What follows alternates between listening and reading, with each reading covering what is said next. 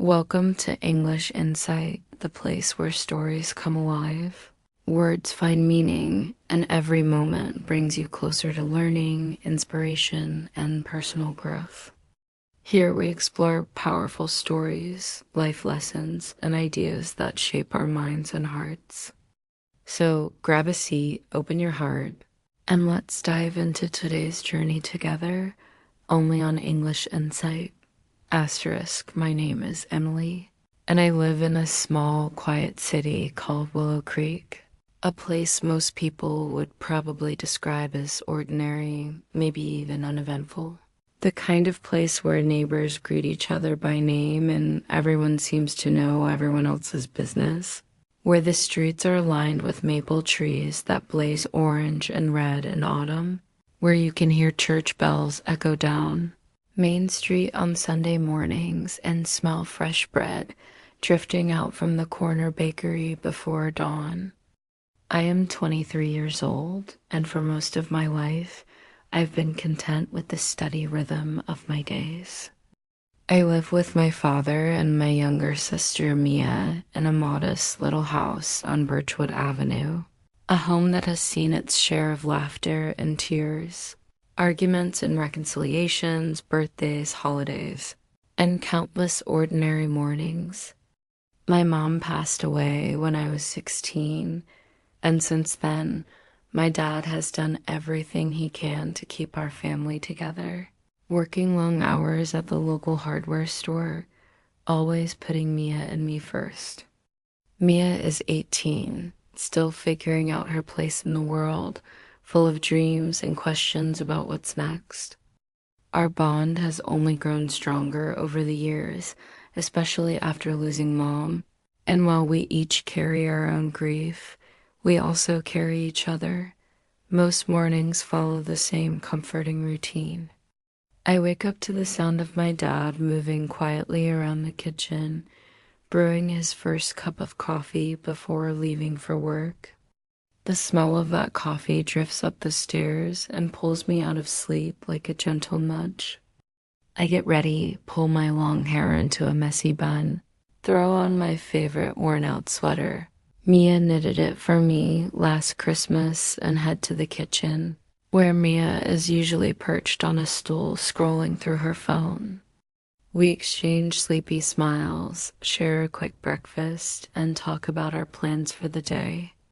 After breakfast, I walk to the Willow Bean, the cozy little coffee shop where I work, a place that feels like my second home. It's right on Main Street, nestled between a bookstore and a florist, with big windows that let in the morning light and tiny potted plants on every table. The shop is small, but always bustling, filled with the comforting hum of conversation and the rich, earthy scent of coffee beans. I genuinely love my job, not just because I enjoy making coffee, though I do, but because of the people. There's something magical about handing someone a warm cup of coffee and watching their face light up, about being part of their morning ritual, their little moment of comfort before the chaos of the day begins. It grounds me, gives me a sense of connection to others and to myself. Asterisk life in Willow Creek is usually predictable, but everything changed one cold, rainy October morning. I remember waking up to the sound of rain tapping insistently against my bedroom window. The sky outside heavy and gray, clouds sagging low like they wanted to touch the rooftops. The whole world seemed drenched in gloom, and even the air inside my room felt damp and cool. I shivered, pulling my blanket tighter for just a moment longer before finally dragging myself out of bed. I got dressed quickly, choosing warm layers to fight off the chill, and padded barefoot into the kitchen where Mia was already sitting, bundled in a hoodie, sipping cocoa. Dad had already left for work, but he'd scribbled a note on the counter reminding us to drive carefully and take our umbrellas. I smiled at the familiar scrawl, that little gesture of care he never skipped as I was about to sit down. My phone buzzed on the table. its vibration startlingly loud against the quiet morning. Expecting a message from Mia's school or maybe Dad checking in, I picked it up casually, but the name on the screen made my heart skip. Sophie, my best friend since childhood. Sophie and I have been inseparable for as long as I can remember. We met in kindergarten, bonded over a shared love of chocolate chip cookies and fairy tale books. And from that moment, we were always side by side. She's the kind of friend who knows every silly dream I've ever had, every embarrassing moment, every heartbreak, every scar. But this message was different. It was short, urgent, and completely out of character.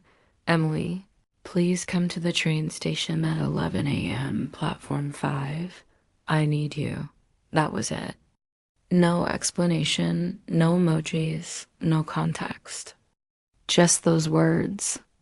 My stomach tightened immediately, a ripple of unease spreading through me. Something about the tone felt wrong, like a sudden gust of wind before a storm. I immediately tried to call her, my fingers trembling slightly as I hit the dial button. The phone rang once, twice, and then voicemail. I tried again. Same thing. I texted back, Sophie, what's happening? Are you okay? No response. I stared at the screen, my heart pounding louder with each passing second. Sophie never ignored me, especially not when she was in trouble.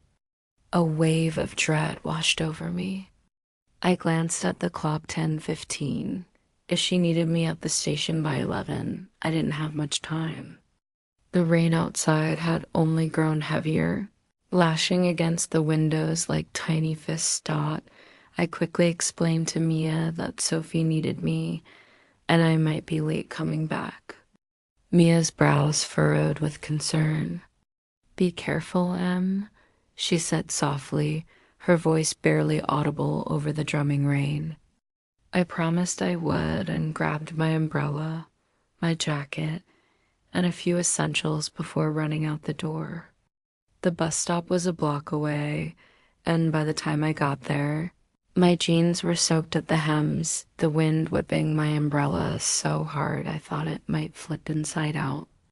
The bus arrived late, splashing through puddles as it pulled to a stop.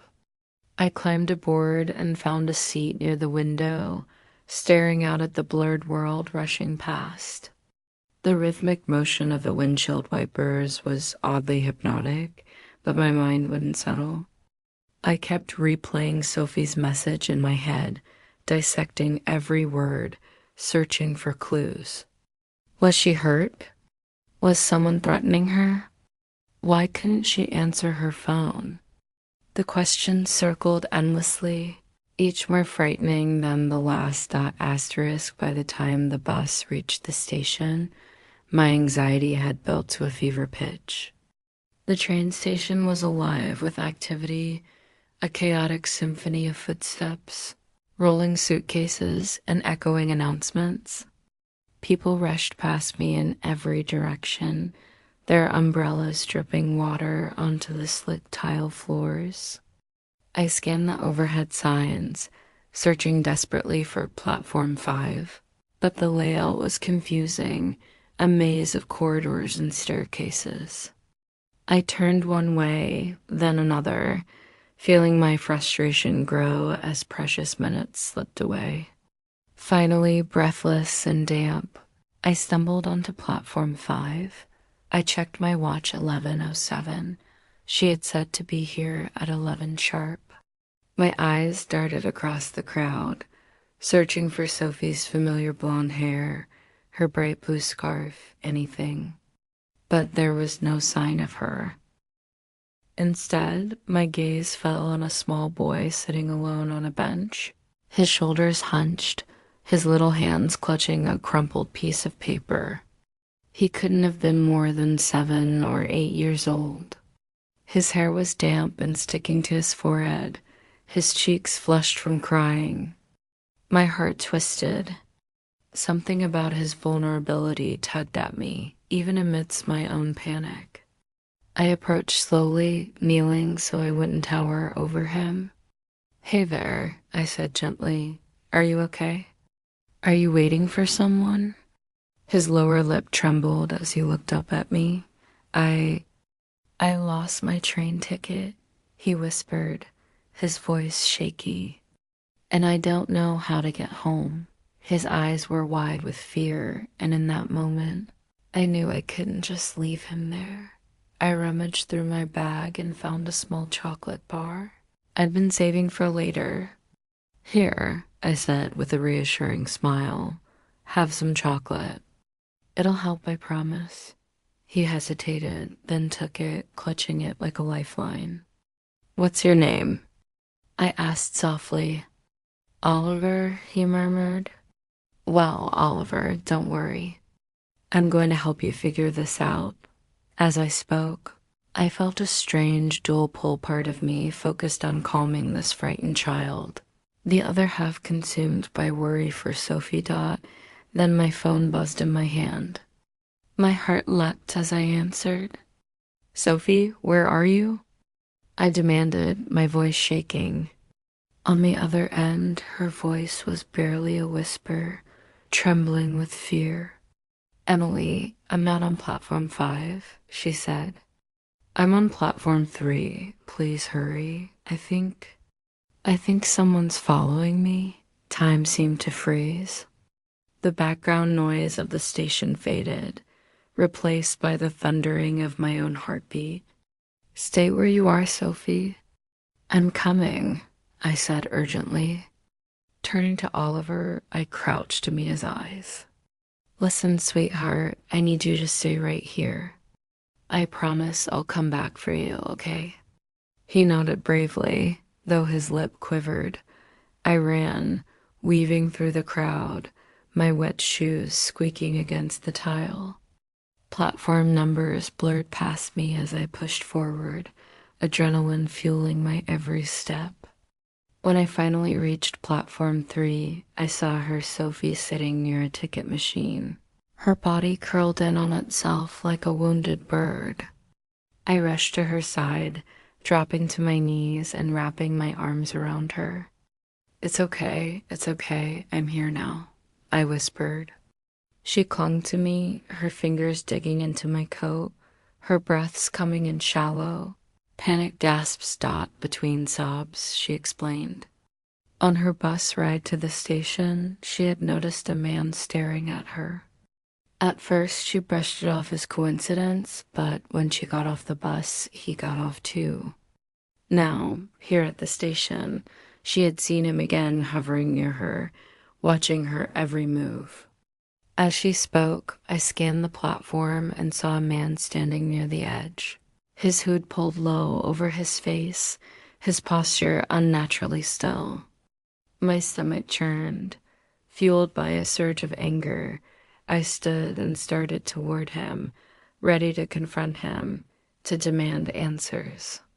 But as soon as he saw me approaching, he turned sharply and melted into the crowd, disappearing before I could reach him.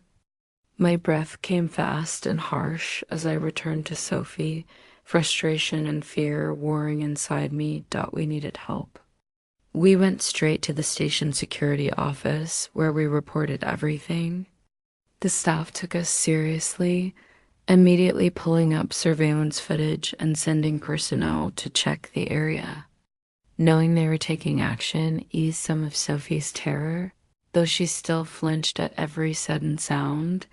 Then it hit me, Oliver. I had left him alone. I grabbed Sophie's hand. "Come on, there's someone else who needs us," I said. We hurried back to platform 5, and to my immense relief, Oliver was still there, sitting quietly and nibbling the last bite of chocolate. When he saw me, his face lit up. "Did you find your friend?"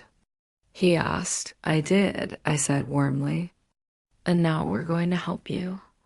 With Sophie by my side, we explained Oliver's situation to the station staff.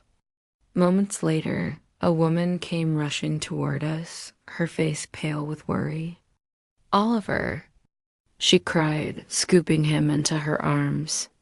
She was his mother, and she couldn't stop thanking us for keeping him safe.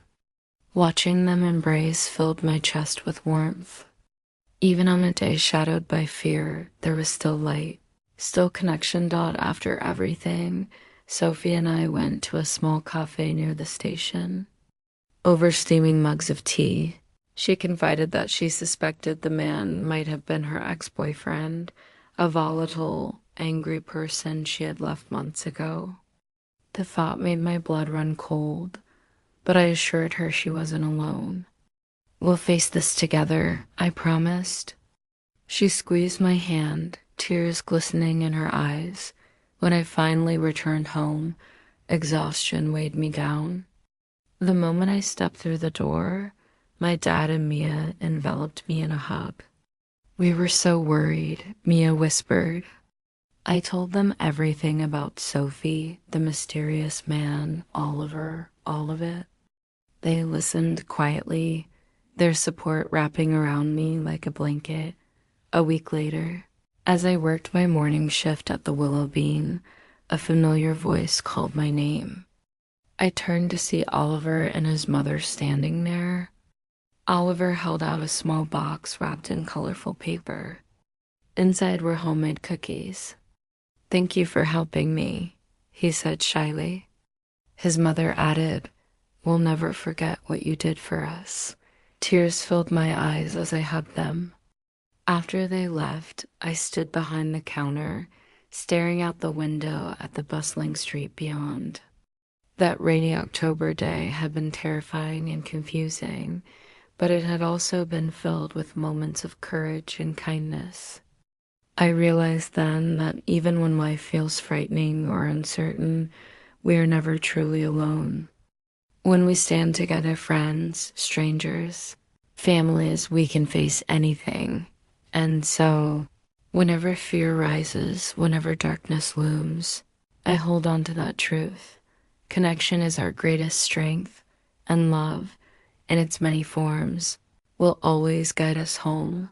Asterisk.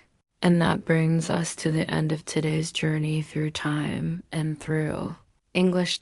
We hope you not only learned something new about history, but also picked up useful English words, phrases, and expressions along the way. Remember, the more you listen, the more fluent you become. And when you learn through stories, it sticks. If you enjoyed this video, don't forget to like, subscribe, and hit the bell so you never miss an episode of English Insight. Got a favorite historical era or topic you'd like us to explore in English next? Drop it in the comments. We're always listening. Thanks for learning with us. Keep practicing, keep exploring, and as always, stay curious. See you in the next video.